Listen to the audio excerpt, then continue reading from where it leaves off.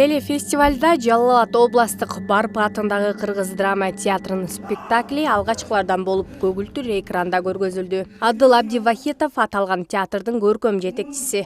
Ал күттүргөн жазда келер драмасында баш каарман Апсаматтын образын жаратат. Сахнада көрөрмандар үчүн ойногон театр ишмерлери камера аркылуу да болушунча жүрөктөргө жеткире аткарып берүүгө аракет кылган. Артист үчүн негизи өзү зритель болгон жакшы. Эгерде зал толу эл болсо, актер адам, артист адам ошончолук берилип, ошончолук жакшы ойнойт. Бирок эл жок болсо дагы камерага сүйлөп, камерага аткарыш бул андан да жакшы. Бул образ өтө мындай татаал, анткени согуштан келип, Кыргызстандагы ошо кичинекей айылдагы бир үй бүлөнүн тагдырына байланышкан окуяга, чийленишкен окуя менен жүрүп отурат. Бирок спектаклдин аягында бул мындай жакшы ниет менен, жакшы көрүнүш менен аяктайт да.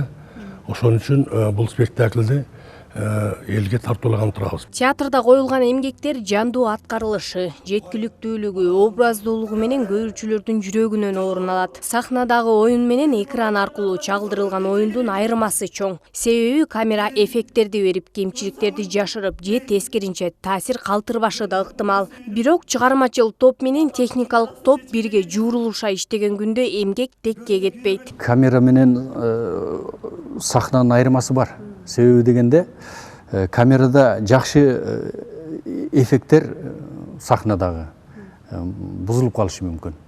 Же болбосо сахнадагы начар болгон көрүнүштөр тескерисинче мындай эффективдүү болуп калышы мүмкүн телевидениеда. Бирок шартка байланыштуу болуп атат бардыгы. Ошон үчүн мүмкүн болушунча биз ошо элге жеткиликтүү кылып, кемчилик болбосун деген аракет менен телевидениеге тарттырдык.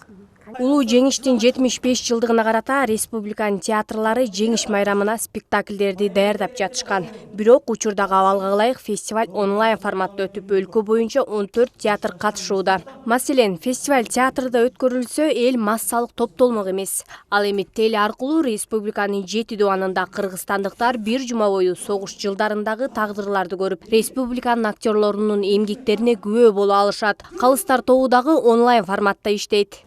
Стартабы дагы онлайн түрүндө иштейт, ошо телеканалдар аркылуу көрүп өздөрүнүн баасын берет.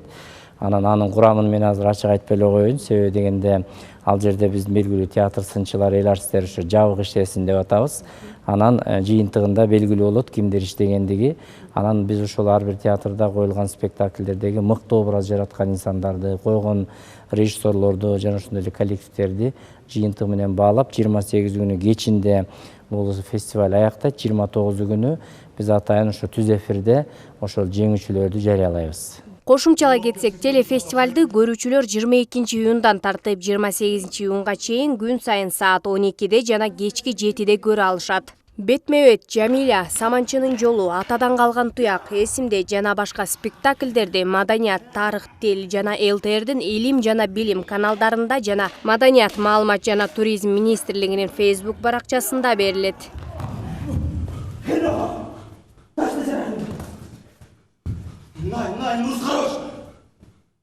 Мээрим Догдурбекова, Асылбек Курманалиев, Жумабай Исманалиев, СТВ.